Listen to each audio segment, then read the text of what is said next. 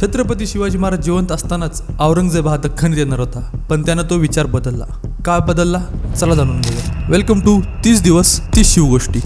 बाबासाहेब देशपांडे लिहिता, It was after the night raid on the camp of Shaista Khan and his utter discomfiture and humiliation at Pune at the hands of Shivaji that Aurangzeb was seriously alarmed and he thought of going to Deccan himself and once and for all remove his throne which was giving him so much trouble.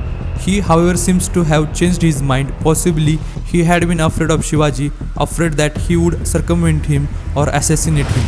याचा थोडक्यात अर्थ असा होतो की शाहिस्ते खानाच्या छावणीवर रात्री झालेल्या धाडीमुळे आणि त्याच्या पुण्यातील पराभव आणि अपमानानंतरच औरंगजेब हा गंभीरपणे सावध झाला आणि त्यानं ठरवलं की आता आपण स्वतःच दख्खनीत जायचं आणि हा जो त्याला होणार त्रास हा कायमचा संपवून टाकायचा.